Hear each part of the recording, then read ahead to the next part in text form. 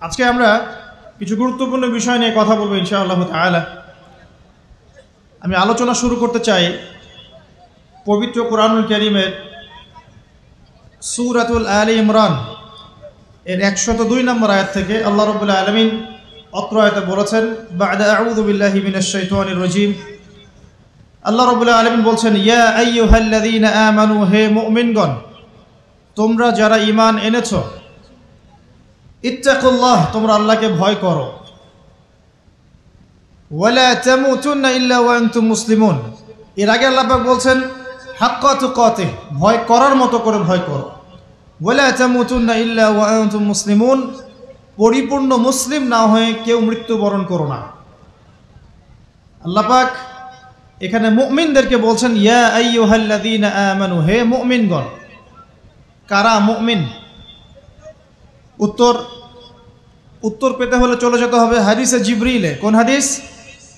হাদিসে জিবরিল, সহিহ মুসলিম হাদিস নাম্বার 9, মিশকাত হাদিস নাম্বার 2। রাসূলুল্লাহ সাল্লাল্লাহু আলাইহি ওয়াসাল্লাম মসজিদে বসে আছেন। এমন সময় একজন ব্যক্তি মসজিদে প্রবেশ করলেন। আমার কি ভাষা বুঝতে পারছেন? আচ্ছা, আমি চট্টগ্রামে গেলে বিপদ। চট্টগ্রাম, কক্সবাজার, সিলেট, আমি কোনো ভাষা বুঝি না। আমার ভাষা মানুষ বোঝে কিনা আমি তাও কনফিউজ থাকি। তো যাই হোক, আমি সরল বাংলায় বলার চেষ্টা করছি। আল্লাহ পাক বলছেন, হে মুমিনগণ। কারা মুমিন? উত্তর আছে হাদিসে জিবরিলের মধ্যে। জিবরাইল আলাইহিস সালাম মানুষের রূপ ধরে মসজিদ নববীর মধ্যে আসলেন এবং সাহাবীদের সামনেই আসলেন। সাহাবীদের সামনে মানুষের রূপ ধরে জিবরাইল আলাইহিস সালাম এই একবারই এসেছেন, ইতিহাসে একবার। এসে নবী সাল্লাল্লাহু আলাইহি ওয়াসাল্লামকে জিজ্ঞাসা করছেন 4টা প্রশ্ন। কয়টা প্রশ্ন? 4টা। 1 নম্বর জিজ্ঞাসা করছেন, ইয়া মুহাম্মদ, বলবেন সাল্লাল্লাহু আলাইহি ওয়াসাল্লাম, হে মুহাম্মদ সাল্লাল্লাহু আলাইহি ওয়াসাল্লাম, আখবিরনি আনিল ইসলাম, আমাকে ইসলাম সম্পর্কে বলুন। নবী সাল্লাল্লাহু আলাইহি ওয়াসাল্লাম বলছেন, ইসলাম হচ্ছে আন তাশহাদা আল্লা ইলাহা ইল্লাল্লাহ ওয়া আন্না মুহাম্মাদান আবদুহু ওয়া রাসূলুহু।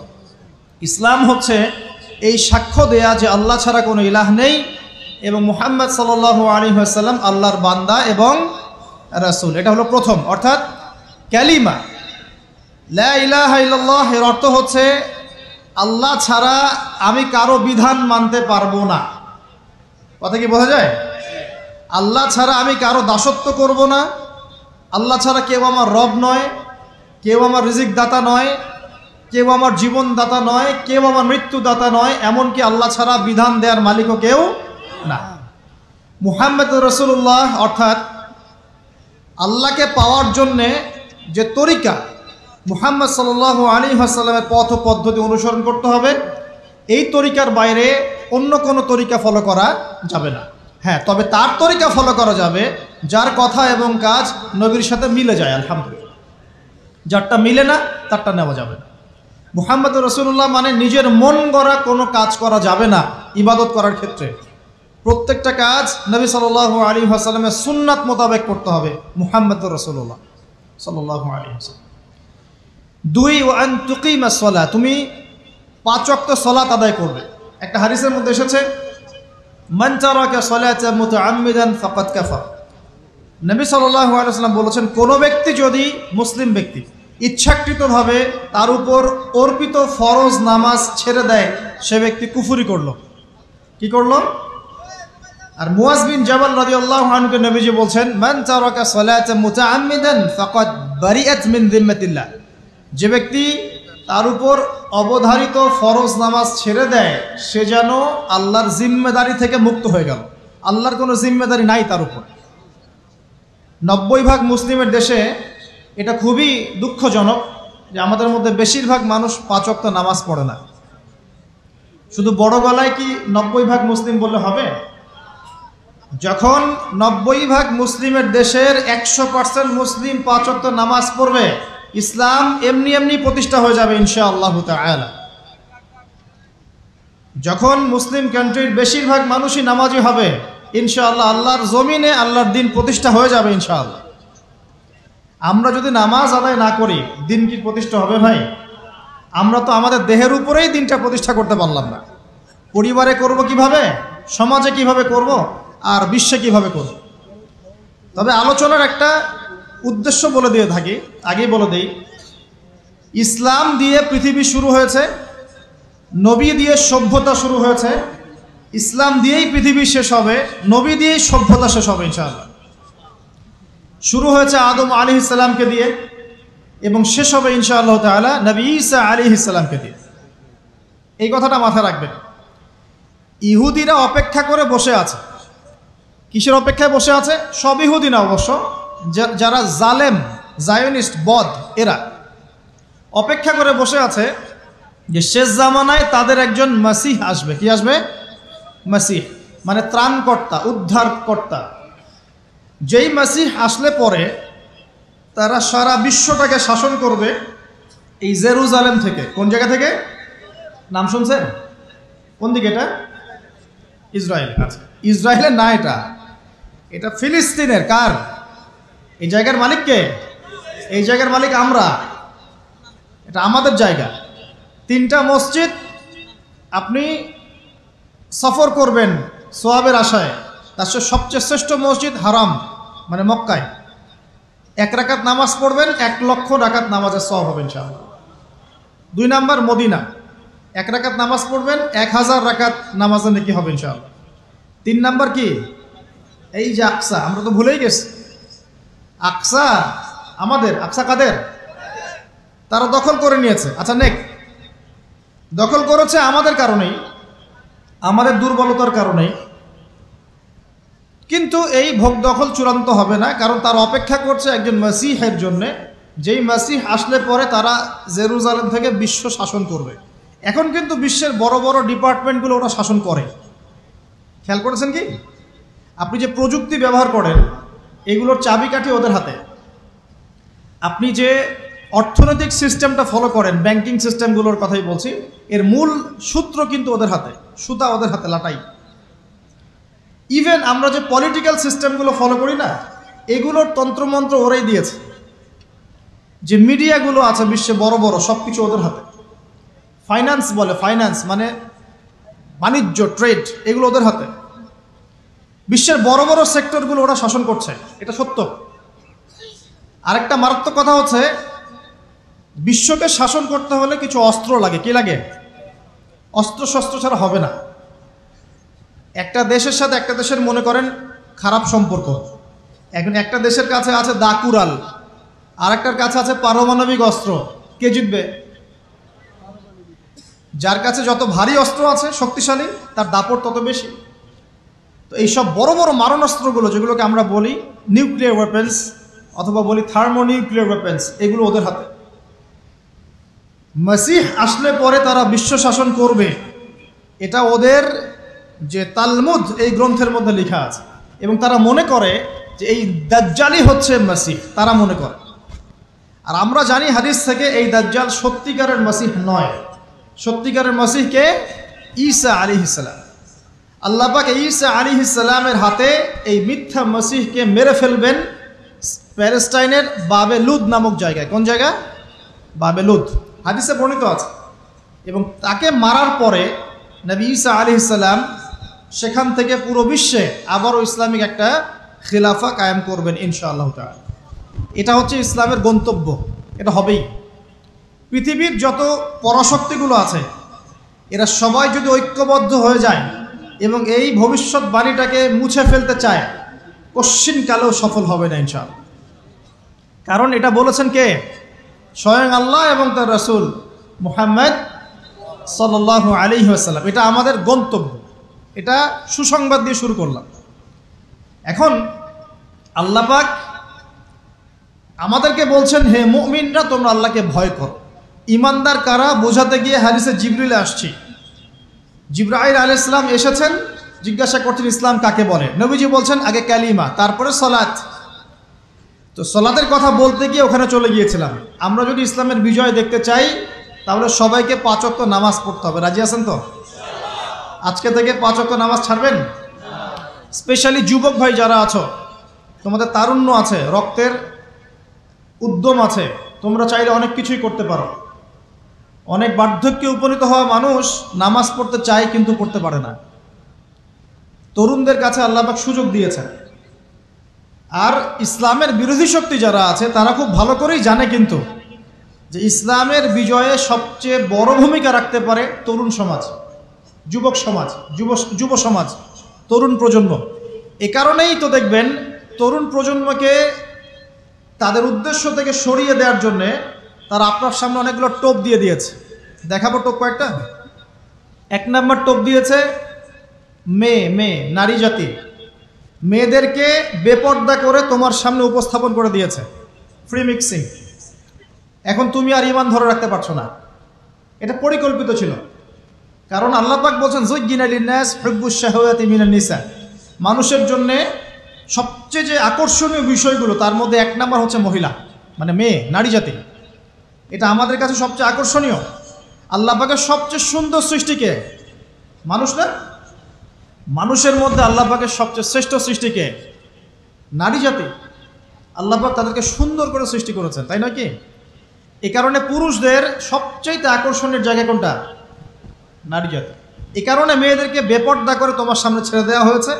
জেনা বেড়েছে, ব্যভিচার বেড়েছে, ফ্রি মিক্সিং বেড়েছে, ধর্ষণ বেড়েছে, এই যে হারাম প্রেমের সম্পর্কগুলো বেড়েছে। যুবকেরা তাদের জীবনের উদ্দেশ্য ভুলে গেছে। আমার কথা কি বুঝতে পারছেন? আচ্ছা, এটা 1 নম্বর। 2, মাদক। যুবকদের সামনে মাদকের সহজলভ্যতা। চাইলেই হাত বাড়ালেই মাদক, হাত বাড়ালেই ইয়াবা, হাত বাড়ালেই ফেন্সিডিল, হাত বাড়ালেই হেরোইন, তাই না? কথা ঠিক না বেঠিক? যদি কেউ চায় যে আমি আজকে রাত্রে মাদক খাবো, সে পারবে, হাত বাড়ালেই পারবে। এখনকার সমাজ এমন, যদি কেউ চায় যে আজকের রাত্রে আমি পতিতালয়ে গিয়ে রাত কাটাবো, সে পারবে। 500 টাকা 1000 টাকার বিনিময়ে মানুষ এখন জেনা করতে পারে না? 5 টাকা 10 টাকা 50 100 টাকা দিয়ে মানুষ এখন ইয়াবা কিনে খেতে পারে। আর যারা সীমান্তবর্তী অঞ্চলে আছেন তারা আরও ভালো জানেন আমার কথা কতটুকু সত্য কতটুকু মিথ্যা। যুবকদের সামনে মাদক এমনি এমনি দেওয়া হয় নাই। উদ্দেশ্য কি? তোমার দ্বারা ইসলামের বিজয় সম্ভব ছিল। মাদক সেবন করাই তোমাকে সরাই দিয়েছে ওই রাস্তা থেকে। কথা বুঝতে পারছো? খুব সতর্ক। 3 নাম্বার, জুয়া। তোমার সামনে জুয়া দিয়ে দিয়েছে। জুয়া, ফুটবল বিশ্বকাপ হইলে জুয়া, IPL হইলে জুয়া, BPL হইলে জুয়া, ফুটবল ফিফা হইলে জুয়া। জুয়া খেলে না মানুষ। আর যে যুব সমাজ তাদের জীবনের উদ্দেশ্য জানে না, তাদের পক্ষেই সম্ভব এইসব মেসি, আর্জেন্টিনা, ব্রাজিল এইসব নিয়ে ব্যস্ত থাকে। যারা নিজেদের জীবনের উদ্দেশ্য জানে তাদের জন্য কোশ্চিনকালেও এখানে সময় নষ্ট করা সম্ভব না। দুনিয়ার জীবনটা কি খেলতামাশা? দুনিয়ার জীবনটা কি খেলতামাশার জন্যে? আল্লাহ পাক যে হায়াতটা দিয়েছেন, ধরেন 50, 60 বা 100 বছর, এই হায়াতটা কে দিয়েছেন? এই সময়টার মালিক কে? তাহলে আল্লাহ যদি সময়ের মালিক হয়, আমি কেন সময় 1 ঘন্টা অপচয় করবো ওখানে বসে বসে? এই সময়টাকে আমার নাকি? সময়টা আমার বাপের নাকি? সময়টা কার? আল্লাহর দেওয়ার সময় আমি টিভি সেটের সামনে বসে বসে 1.5 ঘন্টা নষ্ট করে ফেললাম। খেললো 2টা দল আর তালি বাজাচ্ছে আমি, মাশাআল্লাহ। কালকে দেখলাম কক্সবাজার থেকে আসার সময় রাস্তা ব্লক, পুরা একটা দল জিতেছে, পুরো রাস্তা ব্লক, হাঁটা যাচ্ছে না, মিছিল, পাগলের মতো মানুষ মোটরসাইকেলে ছুটছে, গাড়ি নিয়ে ছুটছে, সিগারেট খাচ্ছে, আরও যে কি খাচ্ছে, মেয়ে নিয়ে ঘুরছে আর একটা পতাকা নিয়ে ঘুরছে। যে দেশের পতাকা নিয়ে ঘুরছে ওই দেশ জানেও না মনে হয় যে এই দেশে এই আমার সাপোর্টার আছে। হ্যাঁ, আর খেয়াল করে দেখবেন এই আয়োজনগুলো এখন করানো হচ্ছে মুসলিম দেশগুলোকে দিয়ে। মানে মুসলমানদের অবস্থা দেখলে এখন মনে হচ্ছে সুবহানাল্লাহ, যে হারাম একটা কাজকে জায়েজ করার যে কত তরিকা বের হয়েছে এখন। একটা মুসলিম কান্ট্রি জিতেছে, মানে ভাবখানা এমন যে এই জেতার ফলে আমরা ইসলামী খেলাফত কায়েম করে ফেলেছি। এখানে ভাবখানা এমন যে কুফফারদের সাথে মনে হয় যুদ্ধ জিহাদ করে বিশ্বের বুকে ইসলাম কায়েম করে ফেলেছে। ভাবখানা এমন। এই স্টেডিয়ামগুলো করতে কত কোটি বিলিয়ন ডলার খরচ করতে হয়েছে, কত শ্রমিক যে এই স্টেডিয়ামগুলো বানাতে মারা গেছে তোমরা জানোই না। কি হচ্ছে এখানে? পশ্চিমারা আসছে, এনজয় করছে, খেলাধুলা হচ্ছে। বিষয়টা কি জানেন? আমাদেরকে এই খেলাধুলার অহেতুক কাজে ব্যস্ত করে দিয়ে ওরা ওদের এজেন্ডা বাস্তবায়ন করছে। দেখবেন যখন রমজান মাস আসে তখন দেখবেন মুসলিম কান্ট্রির উপর নির্যাতন বাড়ে। যখন যখন বড় বড় ইভেন্ট হয়, ওয়ার্ল্ড কাপ, এইটা সেটা, দেখবেন ভিতরে ভিতরে মুসলিম কান্ট্রির উপর নির্যাতন বাড়তে থাকে। মানুষ একদিকে তাকায় থাকে আর একদিকে উদ্দেশ্য সাধন করতে থাকে। বুঝাচ্ছি বিষয়টা। আপনার 5টা বাচ্চা আছে মনে করেন, খুব জ্বালায়, কান্নাকাটি করে, হইচই করে। আর আপনি মোবাইল ফোনটা বের করে দিয়ে বলেছেন, বাবা বস, তোরা 5 জন মিলে একটা কার্টুন দেখ, আমি একটু কাজটা করি। দিয়ে দিলেন, ও কার্টুন দেখছে চুপচাপ, কেউ কোনো ডিস্টার্ব নয়। আর বুঝতে পারছেন? আর এই যে বাচ্চাগুলো কার্টুন দেখছে না, এগুলো হচ্ছে আমরা এখন। আর ওই যে কাজ করছে বাপ, এটা হচ্ছে ওরা, পশ্চিমারা। আমার কথা কি বুঝতে পারেন? আচ্ছা, আমি সহজ করার চেষ্টা করছি। প্রিয় যুবক ভাইরা, মেয়ে তো উন্মুক্ত করে দিয়েছেই, মাদক তো দিয়েছেই, জুয়া দিয়েছে, অহেতুক এসব খেলতামাশা দিয়েছে তোমার সামনে, তোমার সময় কেড়ে নেওয়ার জন্য, তোমার হায়াত কেড়ে নেওয়ার জন্য। তোমার মূল্যবান হায়াত, যে হায়াতটাকে তুমি আল্লাহর পথে দাওয়াতের কাজে ব্যয় করবা, দিন চর্চার কাজে ব্যয় করবা, আল্লাহর ইবাদতের কাজে ব্যয় করবা, আমর বিল মারুফ নাহি আনিল মুনকারের কাজ করবা, এই সময়টা ওরা কেড়ে নিয়েছে তোমার কাছ থেকে। বুঝতে পারছো না তুমি? আবার নেশা দিয়ে তোমার ভিতরটা নষ্ট করে ফেলেছে, জেনা দিয়ে তোমার অন্তরের নূর নষ্ট করে দিয়েছে, ফ্রি মিক্সিং দিয়ে জেনা এবং তোমার যে পবিত্রতা, চারিত্রিক পবিত্রতা নষ্ট করে দিয়েছে। আরও দিয়েছে পর্নোগ্রাফি। বেশিরভাগ যুব সমাজ এখন বাসায় গিয়ে রাতের বেলা পর্ন দেখে। দেখা যায় সারাদিন ভালো কাজ করে, বাসায় গিয়ে রাতের বেলা পর্ন দেখে। পর্নোগ্রাফি দেখে না বা দেখে নাই কখনো, এমন একটা ছেলে খুঁজে পাওয়া যাবে না এখন। আর যখন আপনি এগুলোতে অভ্যস্ত হয়ে যাবেন, তখন শরীর খারাপ হয়ে যাবে, মন ভালো থাকবে না, আপনি একাকী গোপন পাপ করবেন, শরীর দুর্বল হয়ে পড়বে। একটা মেয়ের দিকে আপনি সম্মানের চোখে তাকাতে পারবেন না, মনে হবে মেয়ে মানেই মনে হয় ভোগের বস্তু। পর্ণে আসক্ত যারা, তারা কোনো কাজে শান্তি পায় না, অস্থির। এমনকি তারা যদি বিয়ে শাদীও করে, তবু বৈবাহিক জীবনে সুখী হতে পারে না। কেন জানেন? নিজের শক্তি ক্ষমতাগুলো আগেই নষ্ট করে ফেলেছে।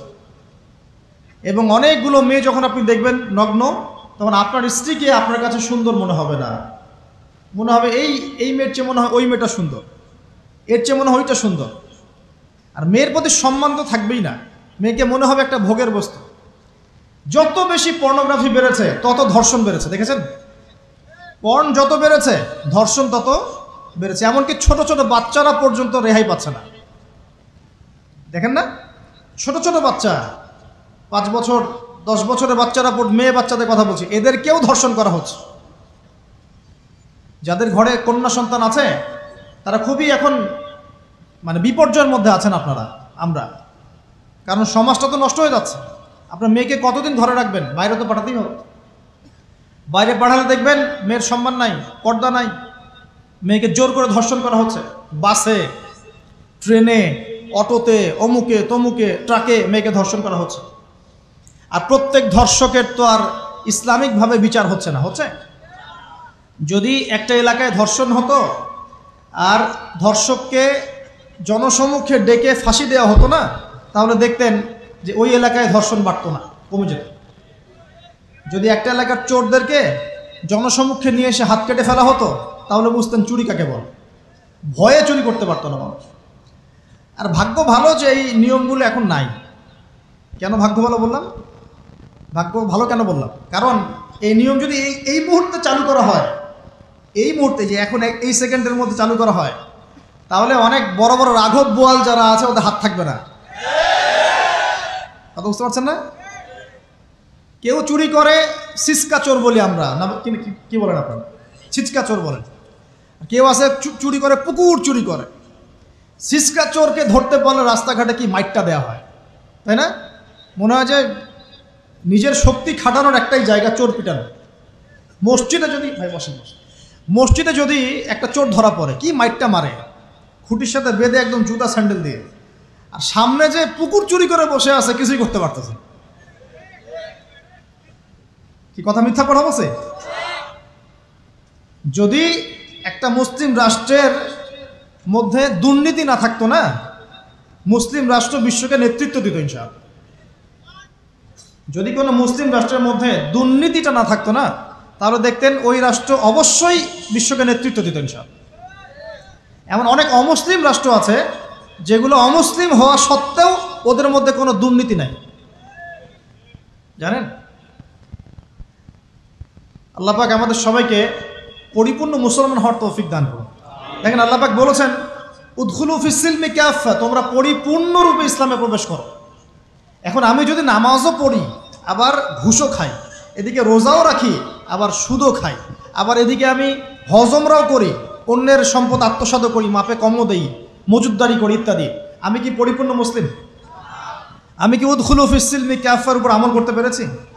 আর আল্লাহ পাক এখানে বলছেন ওয়ালা তামুতুন্না ইল্লা ওয়া আনতুম মুসলিমুন, পরিপূর্ণ মুসলমান না হয়ে তোমরা মৃত্যু বরণই করিও না, করলেই সমস্যা। পরিপূর্ণ মুসলমান না হয়ে মারা গেলেই সমস্যা। কি সমস্যা? ওই যে আল্লাহ পাক বলবেন মান রব্বুক, বলবে লা আদরি, আমি তো জানি না, কারণ পরিপূর্ণ মুসলমান হয়নি তো, আল্লাহর সাথে শিরিক করেছে। আল্লাহ পাক বলবেন মা দীনুক, বলবে লা আদরি, আমি জানি না। মা দীনুক উত্তর কেমন করে দিতে পারবে? ইসলামের কিছু অংশ মানে, কিছু অংশ মানে না। ইসলামের কিছু অংশ মানে, নামাজ, রোজা, হজ, যাকাত, তাসবিহ, তাহলিল সবই মানে, কিন্তু সুদ ছাড়তে হবে, ঘুষ ছাড়তে হবে, জেনা করা যাবে না, মদ খাওয়া যাবে না, দুর্নীতি করা যাবে না, মানে না। তাহলে মা দীনুক কি উত্তর দিবে? মান নবিয়ুক, কে নবী? উত্তর কিভাবে সম্ভব? নবীর সুন্নতি তো নাই গায়ের উপরে, চেহারায় নাই, কাপড়ে নাই, চলাফেরায় নাই, ওঠা বসায় নাই, ইবাদতে থাকলেও অর্থনীতির মধ্যে নাই, অর্থনীতির মধ্যে থাকলেও সংস্কৃতির মধ্যে নাই, সংস্কৃতিতে থাকলেও সমাজে নাই। নবীর সুন্নত কি খালি ঘরে তসবিহ টেপার মধ্যেই? মানে আমরা খালি সুবহানাল্লাহ সুবহানাল্লাহ পড়বো, এটাই সুন্নত? দাড়ি ছেড়ে দিব, এটাই খালি সুন্নত? টাকনোর উপরে কাপড় পরবো, এটাই কি খালি সুন্নত? সমাজের মধ্যে সুন্নত নাই, অর্থনীতির মধ্যে সুন্নত নাই, ব্যবসা বাণিজ্যের সুন্নত নাই, চাকরি বাকরিতে সুন্নত নাই, পরিবারের সুন্নত নাই, সংস্কৃতির মধ্যে সুন্নত নাই, আর রাষ্ট্রের কথা বললাম না, ওটা বাদ দেন, ওটা এই যুগে সম্ভব না। ইল্লা মাশা আল্লাহ, যদি আল্লাহ পাক না চান। ওইদিকে আমি কথাই বলতে যাচ্ছি না, আমি সমাজ পর্যন্তই আছি, আর এর উপর যাচ্ছি না। তো প্রিয় ভাইয়েরা, যুবক ভাইদের কথা বলে আমি সামনে যাব। এক নাম্বার কি বলেছি, তোমরা সতর্ক থাকবে মেয়ে থেকে। কি থেকে? মেয়ে থেকে 100 হাত দূরে। 100 হাত মানে আমি বলি, পরামর্শ দেই, আমি তোমাদের ভাইয়ের মতো, ছোট হই আর বড় হই, আর আমাকে এইসব আল্লামা শায়েখ এইসব বলার দরকার নাই। আমি একদম তালেবে ইলম, এখানে বড় বড় অনেক আলেম ওলামায়ে কেরাম আছেন, আমি খুব বিব্রত বোধ করছি কথা বলতে। আমি জানি যে হকপন্থী ওলামায়ে কেরাম যারা, তারা আমাদের মতো অনলাইনেও আসেন না, এই ফেসবুক ইউটিউবে ভিডিও পাবেন না, এমনও আলেম বাংলাদেশে আছেন জানেন, যারা বহু আলেম তৈরি করছেন, মাদ্রাসা খেদমত করছেন। তো তাদের সামনে আমাদেরকে যখন এইভাবে টাইটেল দেন, লজ্জা লাগে, বিব্রত বোধ করি। শেখার কোনো শেষ নাই। আমি একসময় মনে করতাম যে আমি যখন ইন্টারমিডিয়েটের পর থেকে চর্চা করা শুরু করছি, অনার্স মাস্টার্স পর্যন্ত, মনে করছি যে হ্যাঁ, মনে হয় ইসলাম সম্পর্কে ভালোই জানছি। তারপর যখন কওমি আলেমদের কাছে পড়তে শুরু করলাম, বলি এগুলো ভিতরের কথা, খোলামেলা বলি, গল্প করছি আপনাদের সাথে, রাগ করছেন নাকি? তখন বুঝলাম যে বিগত 5-7 বছরে তো আমি কিছু পড়াশোনা করছি বলে মনে হচ্ছে না।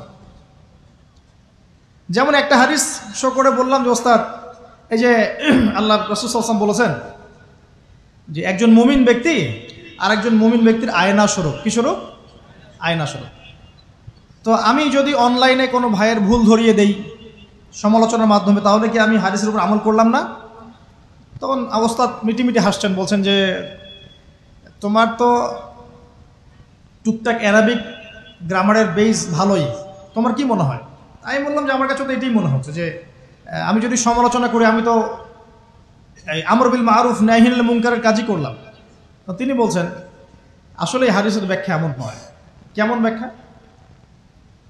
তুমি কি খেয়াল করো নাই? আমাকে বলছে তুমি কি খেয়াল করো নাই, তুমি যখন আয়নার সামনে গিয়ে দাঁড়াও, তখন আয়না কিন্তু তোমার সাথে কথা বলে না, আয়না নীরব থাকে, স্থির থাকে, কিন্তু তোমার দোষ ত্রুটি কোথায় আয়না কিন্তু দেখিয়ে দেয়। মনে করেন, বুঝাচ্ছি, মনে করেন আপনার গাল কেটে গেছে, আপনি আয়নার সামনে দাঁড়িয়েছেন, আয়না কিন্তু আপনাকে বলে দিবে না এই যে তোমার গাল কাটা, এই ছেলে তোমার গাল কাটা, হ্যাঁ এই মেয়ে, এই ছেলে তোমার এই সমস্যা ওই সমস্যা, বলবে? চুপচাপ থাকবে, আয়না দেখিয়ে দিবে আপনার ভুলটা কোথায়।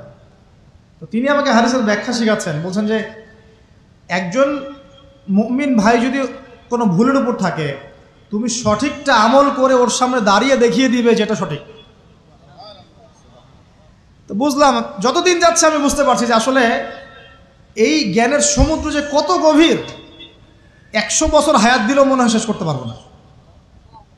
তো প্রিয় যুবক ভাইরা, নসিহত করছি, সেটা হচ্ছে যে দিনের জ্ঞান অর্জন করতে হবে। জ্ঞান অর্জনের কোনো বিকল্প নাই। আর জ্ঞান অর্জনের জন্য শুধুমাত্র ফেসবুক, ইউটিউব যথেষ্ট নয়। এগুলো কনস্ট্রাকটিভ কোনো মাধ্যম নয়, বরং ফিতনা ছড়াবে এগুলো কিন্তু বেশিরভাগ ক্ষেত্রে ফিতনাই ছড়াচ্ছে।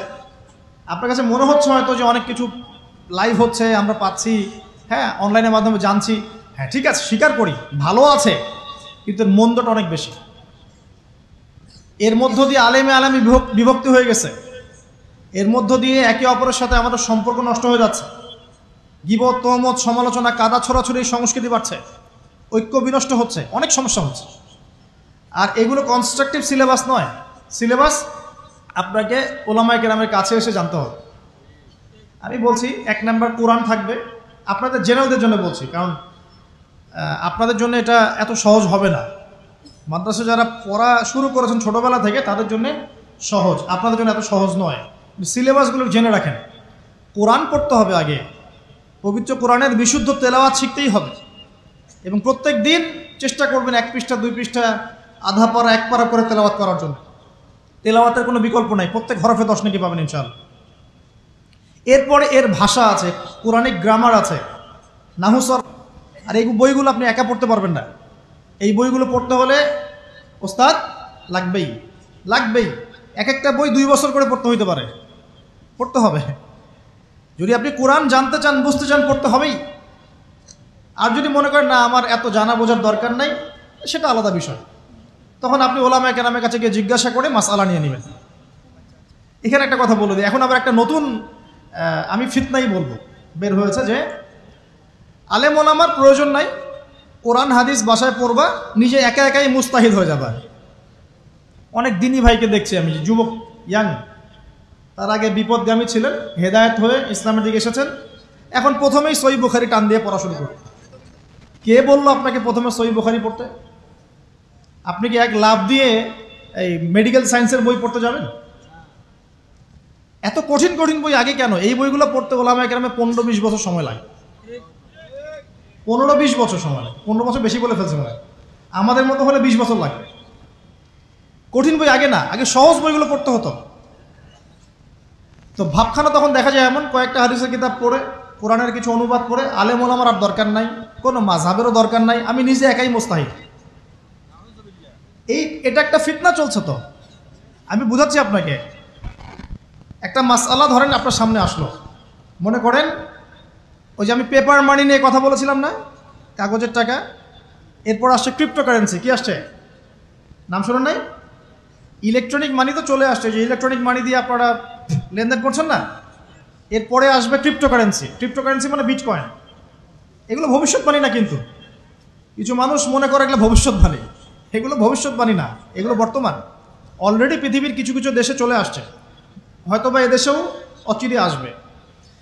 তো মনে করেন এখন আপনি একজন সাধারণ মানুষ, ক্রিপ্টোকারেন্সি কী জিনিস আপনি বোঝেন না। এখন আপনি একজন আলেমের কাছে আসলেন, এসে বললেন যে হুজুর, ক্রিপ্টোকারেন্সি কী জিনিস আমি বুঝি না, এটা হালাল না হারাম, জায়েজ না জায়েজ, কতটুকু রাখা যাবে রাখা যাবে না, মাসআলা দেন। এখন আমি যদি আপনাকে বলি, এই যে ভাই নেন কোরআন, এই যে তাফসীর ইবনে কাসির নেন, জালালাইন নেন, মারিফুল কোরআন নেন, এই যে বুখারী, মুসলিম, তিরমিজি, আবু দাউদ, নাসাই, সবগুলো নেন, বাসায় গিয়ে পড়াশোনা করে মাসআলা বের করেন, পারবেন? সম্ভব? সম্ভব কি?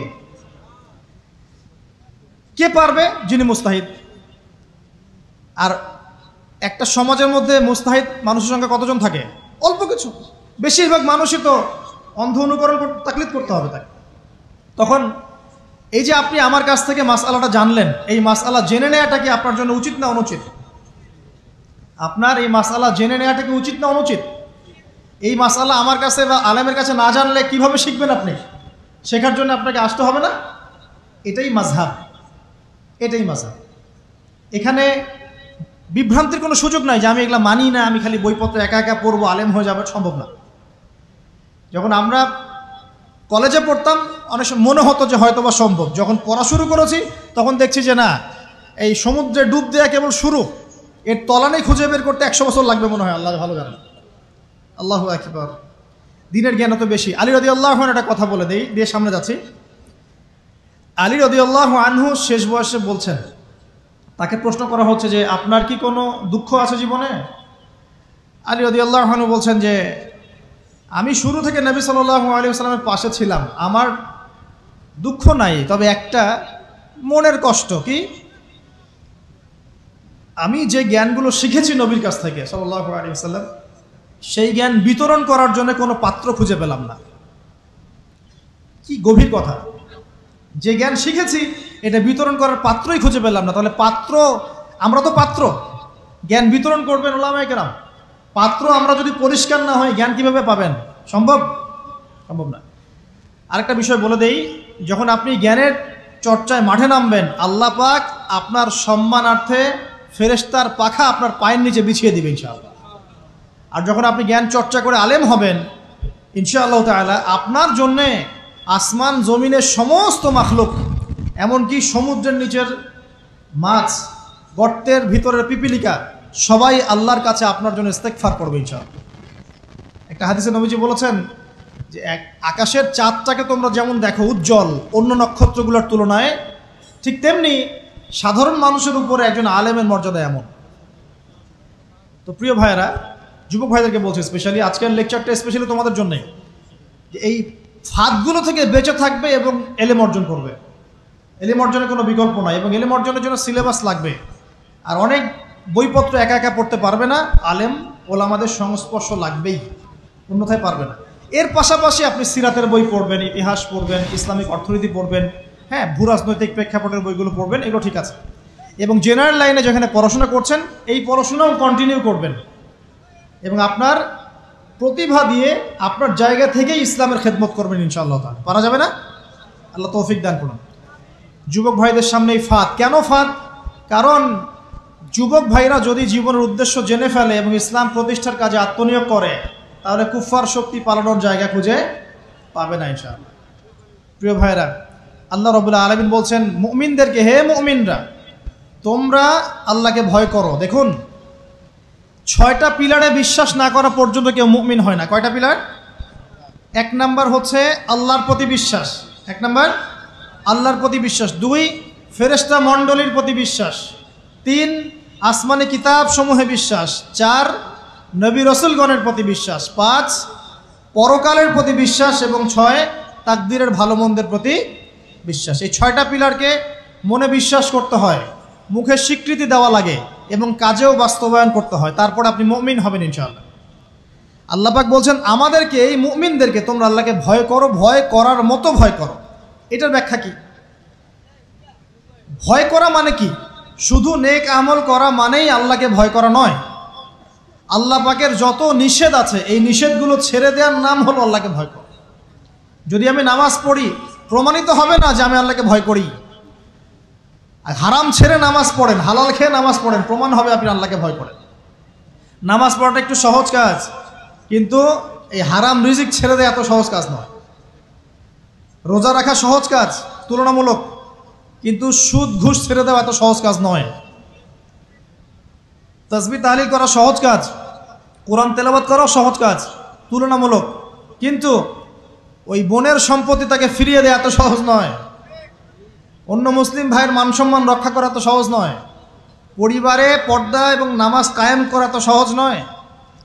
এবং এই সুদ ঘুষ দুর্নীতি অন্যের সম্পদ আত্মসাৎ থেকে বের হয়ে আসা এত সহজ নয়। তাকওয়া মানে কি?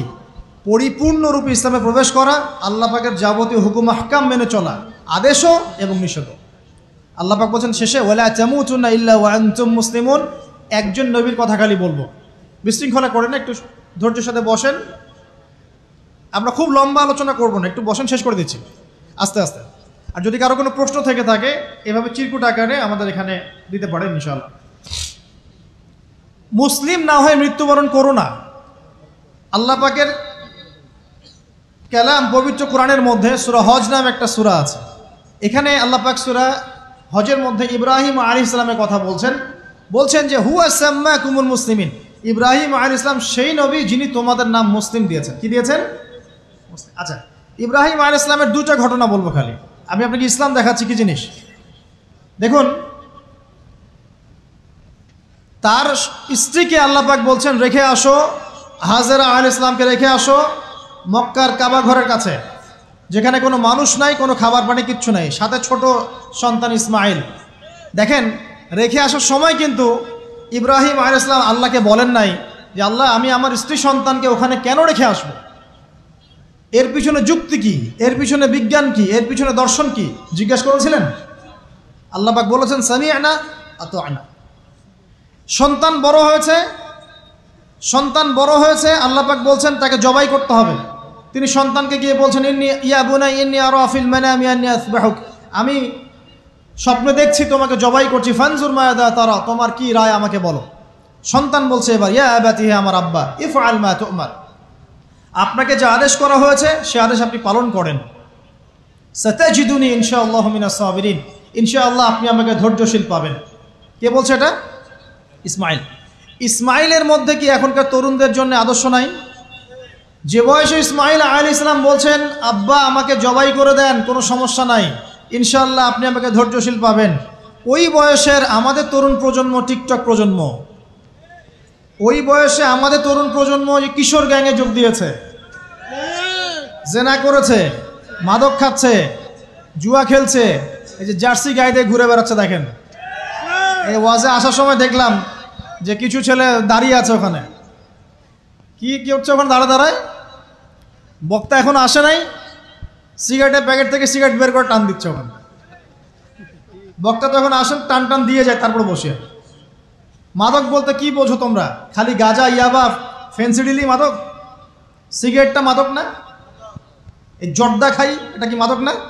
এগুলো মাদকের মধ্যে পড়ে, এগুলো ফ্যাশন হয়ে গেছে এখন। আল্লাহ পাক তোমাদেরকে এগুলো থেকে হেফাজত করুন। আমি দেখেন, ইসমাইল বলছেন হে আমার আব্বা আমাকে আপনি জবাই করে দেন, যদি আল্লাহ আদেশ করে থাকেন, আমাকে ধৈর্যশীল পাবেন ইনশাআল্লাহ। মা বোনদের জন্য বলছে এখানে একটা কথা, দেখুন প্রিয় মা বোনরা ভালো করে শুনুন। দেখুন, ইসমাইল আলাইহিস সালামকে কিন্তু তার বাবা বড় করেন নাই।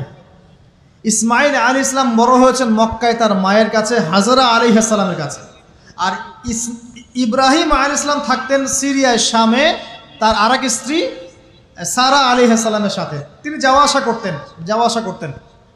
আর তখনকার যাওয়া আসা এত সহজ ছিল না, তখন কোনো মোটর যান ছিল না। তো দেখুন, যেমন মা তেমন সন্তান। কেমন মা?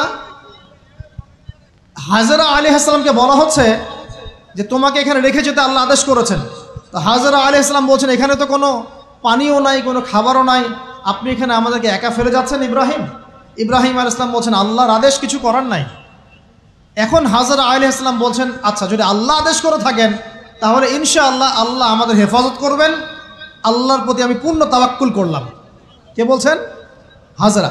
এই হাজরা আলাইহিস সালামের দেখেন, এখানে তো কোনো খাবারই নাই, পানিও নাই, এক মশক পানি, একটু খাবার, দ্রুতই শেষ হয়ে গেল।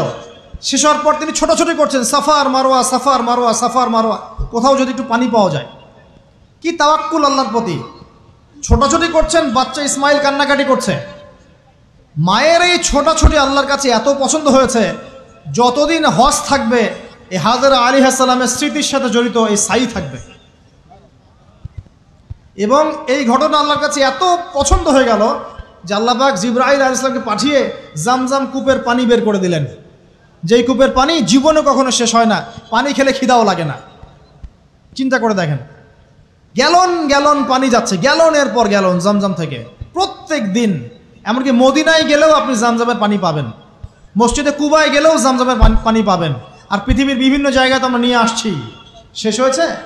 পানির স্তর 1 ইঞ্চি পর্যন্ত নিচে নেমেছে।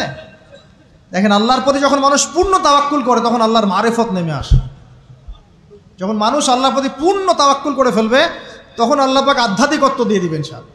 এটা কি বিজ্ঞান দিয়ে ব্যাখ্যা করা যায়? একজন ফেরেশতা আসলো, পাখা দিয়ে আঘাত করলো, মাটি থেকে ঝর্ণা বের হওয়া শুরু হলো, এখনকার বিজ্ঞান বিশ্বাস করবে? কোনো যুক্তি দর্শন বিশ্বাস করবে না। এই যে মা, তাওয়াক্কুল কারিনী মা, তার গর্ভ থেকে জন্ম নিয়েছে ইসমাইলের মতো সন্তান, যে বলছে আব্বা আমাকে জবাই করতে চাইলে করে দেন, কোনো সমস্যা নাই, আল্লাহর ইনশাআল্লাহ আপনি আমাকে ধৈর্যশীল পাবেন। সুবহানাল্লাহ। এই জন্য বলি, আমাদের পরিবারের মায়েরা যদি হাজরা আলাইহিস সালামের মতো হতে না পারে, তাহলে ইসমাইলের মতো প্রজন্ম তৈরি হবে না। অতএব প্রিয় মা ও বোনেরা, একটা নসিহত যথেষ্ট আপনাদের জন্য, যে নিজেরা হাজরা আলাইহিস সালামের মতো আল্লাহর প্রতি পূর্ণ তাওয়াক্কুলকারী হয়ে যান, নামাজ ছাড়িয়েন না। কোনো মহিলা যদি মাত্র 4টা কাজ করতে পারে, নবী সাল্লাল্লাহু আলাইহি ওয়াসাল্লাম বলেছেন জান্নাতে যাওয়ার জন্য সবগুলো দরজা খুলে দেওয়া হবে।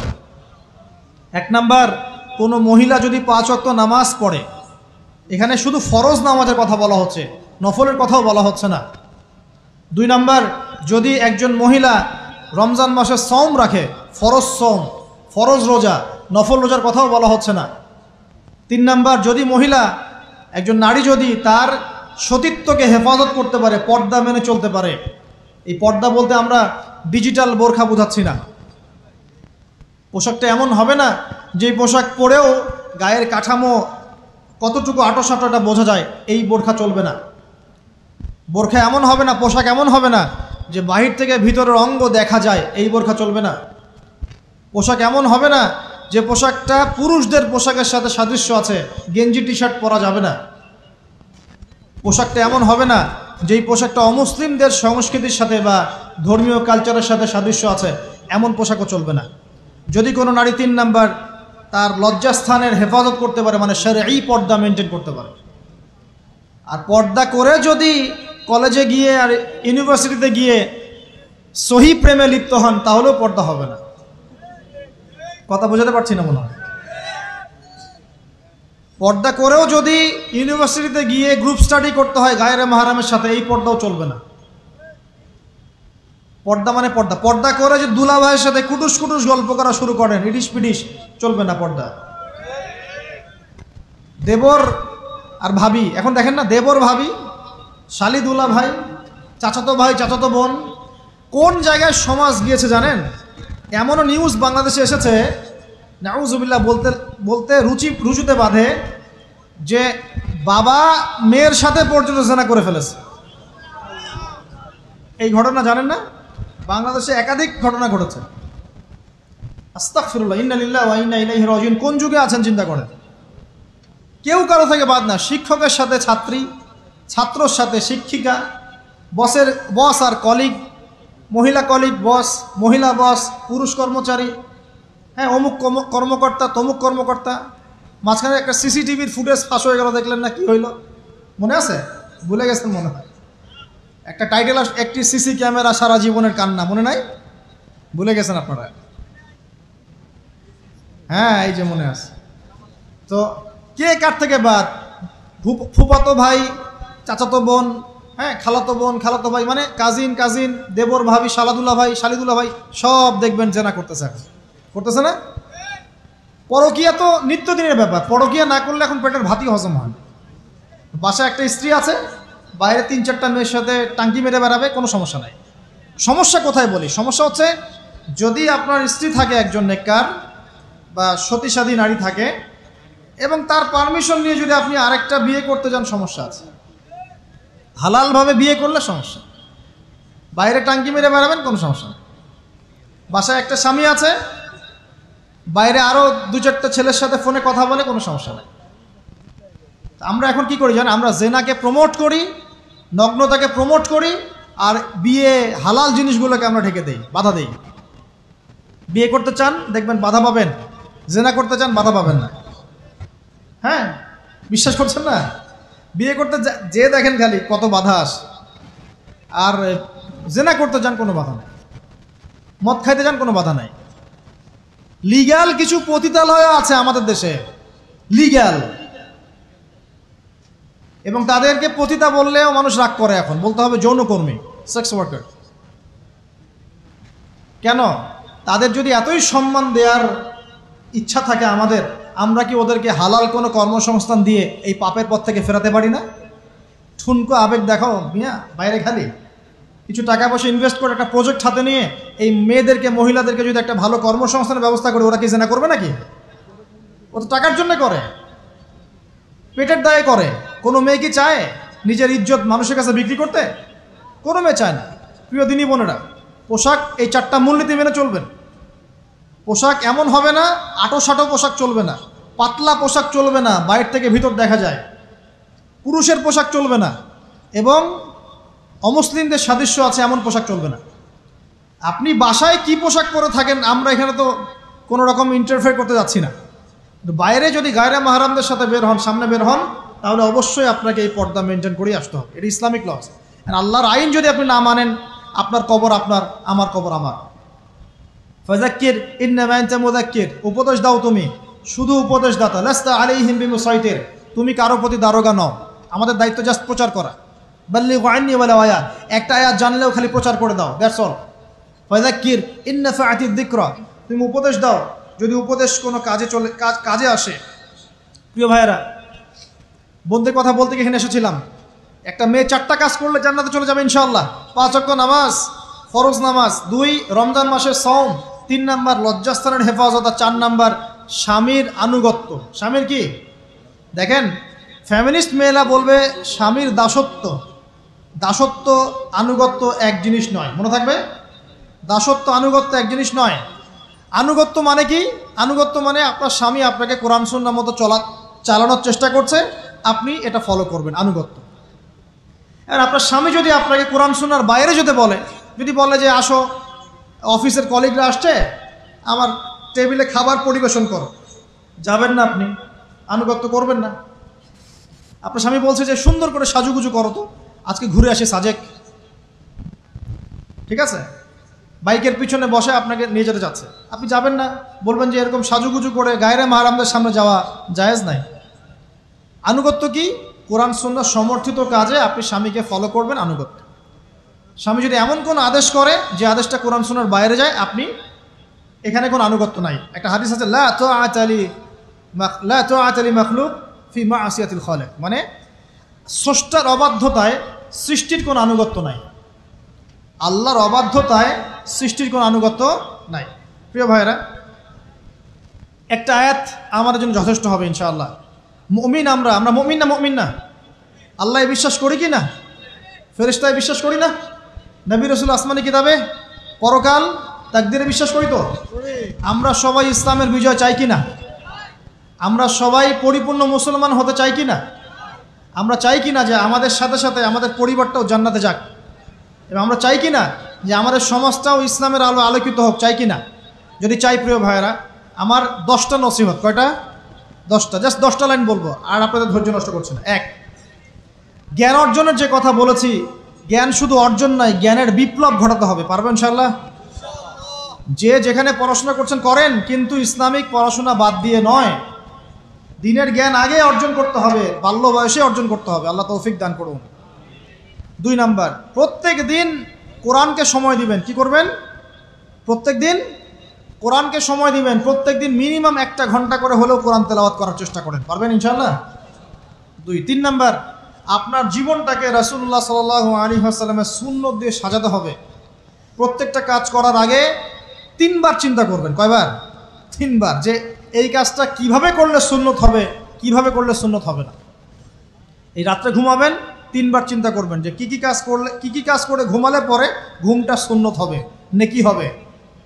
ওযু করবেন, সূরা ফালাক নাস ইখলাস পড়বেন, আয়াতুল কুরসি পড়বেন, সূরা বাকারার শেষে 2টা আয়াত পড়বেন, 33 বার সুবহানাল্লাহ, 33 বার আলহামদুলিল্লাহ, 34 বার আল্লাহু আকবার পড়বেন। ডান দিকে কাত হবেন, আল্লাহুম্মা বিইসমিকা আমুতু আহইয়া। ব্যাস। যদি 6 ঘন্টা ঘুমিয়ে থাকেন, 6 ঘন্টার প্রত্যেক সেকেন্ডে নেকি পাবেন ইনশাআল্লাহ। এর নাম সুন্নত। প্রতিটা কাজ সুন্নত মাফিক করতে হবে। একটা খালি কথা বলে দেই, শুধু একবার দরুদ পড়ে নাই, নবীর নাম শুনে দরুদ পড়ে নাই ইচ্ছাকৃতভাবে, তাকে নবীজি বলছেন সে ধ্বংস হোক। নবী বলছেন আমিন, মানে বদদোয়া হচ্ছে এটা। তাহলে সারা জীবন যে আমরা দাড়ি রাখছি না, টাকনুর নিচে কাপড় পরছি, হ্যাঁ, যে গোফ লম্বা করে একদম শুশুকের মতো রেখে দিয়েছি, কাটছি না, লেবাজ ইসলাম না আসছে না, নামাজ পড়ছি না সুন্নাহ মোতাবেক জীবন করছি না, আমাদের কি হবে? আমরা কি নবী সাল্লাল্লাহু আলাইহি ওয়াসাল্লামের সুপারিশ পাবো? কবরে তাকে দেখালে উত্তর দিতে পারবো ইনশাআল্লাহ। কখন? যখন আমরা পুরো জীবনটাকে নবীর সুন্নাহ মতো ঢেলে সাজাবো ইনশাআল্লাহ। সূরা আল ইমরানের মধ্যেই আছে, কুল ইন কুনতুম তুহিব্বুনাল্লাহ ফাত্তাবিউনি। আল্লাহ বলছেন, হে নবী বলে দিন, তোমরা যদি আমার ভালোবাসা চাও, আল্লাহকে পেতে চাও, তাহলে নবীকে অনুসরণ করো, আমাকে অনুসরণ করো। আল্লাহ পাক কী করবেন? ইউহিব্বুকুমুল্লাহ, আল্লাহ পাকও তোমাদেরকে ভালোবাসবেন। ইয়াগফির লাকুম যুনুবাকুম, আল্লাহ পাক তোমাদের সমস্ত গুনাহ মাফ করে দেবেন ইনশাআল্লাহ। আল্লাহু গফুর রহিম। 3 নাম্বার বলেছি ভাই, নবীর সুন্নাহ মতো জীবন গড়েন। 4, একটা হালাল রিজিক অন্বেষণ করেন, হারামে যাবেন না। ওয়াদা করেন যে না খেয়ে মরে গেলেও হারাম রিজিকে যাবেন না। পারবেন তো ইনশাআল্লাহ? আল্লাহ পাক তৌফিক দান করুন। 5 নাম্বার, পরিবারের আদর্শ হবে জান্নাতি আদর্শ। পরিবারের মধ্যে অনইসলামিক কোনো কালচার ঢুকতে দিবেন না। টিভিটা আছে না পরিবারে, আসার মানে আছে ভেঙে দিবেন একেবারে। যদিও বা টিভির চেয়ে ডেঞ্জারাস জিনিস এখন আমাদের হাতেই থাকে। টিভি তো তাও মানুষ সবাই একসাথে বসে দেখতো, যে যার মতো দেখতে পারতো না। একটা নাটক সিনেমা দেখলেও সবাই মিলে দেখতে হতো। তো এখন তো ফোন, সবার ঘরে ঘরে একটা পৃথিবী, সবাই ঘরে ঘরে যে যার মতো দেখছে আর কি। টিভি ভেঙে আর কি করবে? বাদ দেন, থাক, টিভি আর ভেঙে কি করবে? আচ্ছা, আর পরিবারে পর্দা থাকতে হবে। ছোটবেলা থেকে সন্তানদেরকে কোরআনের শিক্ষা দেওয়া লাগবে, তালিম থাকতে হবে পরিবারে। পরিবারে হালাল রিজিক থাকতে হবে। আরেকটা কথা বলি, পরিবারে মেয়েদের প্রতি, স্পেশালি মেয়েদের প্রতি নরম থাকবেন, কঠিন হয় না। কারণ আমার অভিজ্ঞতা থেকে বলছি ভাই, নারী জাতির প্রতি কঠিন হয়ে কোনো ফায়দা নাই। যত কঠিন হবেন তত সমস্যা। আর এই ব্যাপারে আপনার চেয়ে আমার অভিজ্ঞতা 1 ধাপ বেশি, মাত্র 1 ধাপ। আচ্ছা, 5টা। 6 নম্বর হচ্ছে ইসলামিক কিছু ফাউন্ডেশন বা অ্যাসোসিয়েশন গড়ে তোলার চেষ্টা করেন। এদের কাজ হবে ইসলামের সৌন্দর্যগুলো দিয়ে সমাজ সেবা করা। পারা যাবে না? ওই যে হিলফুল ফুজর নবী সাল্লাল্লাহু আলাইহি ওয়াসাল্লাম তৈরি করেছিলেন না? আচ্ছা, এটা শুধু ফাউন্ডেশন হতে হবে জরুরি না, এটা প্রতিষ্ঠানও হতে পারে, একটা মসজিদের উদ্যোগে হতে পারে, মাদ্রাসার উদ্যোগে হতে পারে, বা সামাজিক সংগঠনও হতে পারে, যার উদ্দেশ্য হচ্ছে ভালো কাজ করা। এই যে শীতকাল আসছে, এই শীতকালে আমরা ইনশাআল্লাহ তাআলা পুরো দেশব্যাপী, এই শীতকালে ইনশাআল্লাহ আমরা চেষ্টা করব পুরো দেশব্যাপী শীতার্ত মানুষের মধ্যে বিনামূল্যে কম্বল বিতরণ করার জন্য। পারা যাবে না ইনশাআল্লাহ? ইনশাআল্লাহ। সমাজ কল্যাণমূলক কাজ করলে কি হবে জানেন? সমাজের মানুষের কাছে ইসলামের সৌন্দর্য ফুটে উঠবে এবং ওই হাদিসের উপর আমল হবে। যদি আপনি কোনো মুসলিম ভাইয়ের একটা কষ্ট দূর করে দেন, আল্লাহ পাক আপনার একটা কষ্ট দূর করে দেবেন ইনশাআল্লাহ। আপনি যতক্ষণ মুমিন বান্দা মুসলিম ভাইয়ের পাশে থাকবেন, আল্লাহ পাকও আপনার সাহায্যে আপনার পাশে থাকবে ইনশাআল্লাহ। আল্লাহ পাক তৌফিক ইনায়াত করুন, আমিন। আর কি? আমর বিল মারুফ নাহি আনিল মুনকারের কাজ করবেন। প্রত্যেক মাসে কিছুটা সময় আল্লাহর রাস্তায় দেওয়ার চেষ্টা করেন। 1 দিন হোক, 2 দিন হোক, 3 দিন হোক, 7 দিন হোক, আপনি চেষ্টা করেন আল্লাহর পথে সময় দেওয়ার জন্য। এটা 7।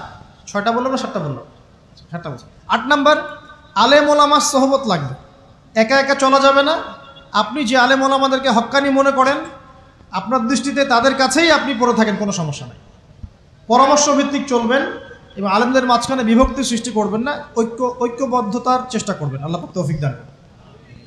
আর 2টো হচ্ছে, আপনার পরবর্তী প্রজন্ম, বাচ্চা কাচ্চা যারা আছে, তাদেরকে এখন থেকেই পরিপূর্ণ মুসলমানের মতো গড়ে তুলবেন। আইডল দিবেন। তোমাদের আইডল হচ্ছে ওমর রাদিয়াল্লাহু আনহু, তোমাদের আইডল খালিদ বিন ওয়ালিদ, তোমাদের আইডল আলী রাদিয়াল্লাহু আনহু, তোমাদের আইডল আবু বকর সিদ্দিক, তোমাদের আইডল হচ্ছে তারেক বিন জিয়াদ, মোহাম্মদ বিন কাসেম। এই যে আপনাদের এই এলাকায়, চিটাগাং এলাকায় কত আলেম ওলামা ওলিয়া উলিয়ার পদচারণা ঘটেছে জানেন? ইতিহাস পড়ে দেখবেন, আপনি ইতিহাস পড়তে পড়তে শেষ করতে পারবেন না। সেই মুঘলদের আগে পর্তুগিজরা, তার আগে আরও মানুষ এসেছে, আরও বণিকরা এসেছে, সুফি দরবেশরা এসেছেন, পীর সাহেবরা এসেছিলেন, বড় বড় আল্লাহর ওলিরা এসেছেন। আসেন নাই? অনেক যুদ্ধ বিগ্রহ, জিহাদ হয়েছে এখানে। এমনি এমনি তো ইসলাম পায়নি এই এলাকার মানুষ। ইসলাম এখানে প্রচার করা হয়েছে, প্রতিষ্ঠা করা হয়েছিল। ইবনে বতুতাও এখানে এসেছিলেন। হিস্ট্রি পড়ে দেখেন। তো আমাদের পরবর্তী জেনারেশনকে শেখাতে হবে আমাদের শেকড় কোনটা, আমাদের শেকড় ওদেরকে চেনাতে হবে। পারবো না ইনশাল্লাহ?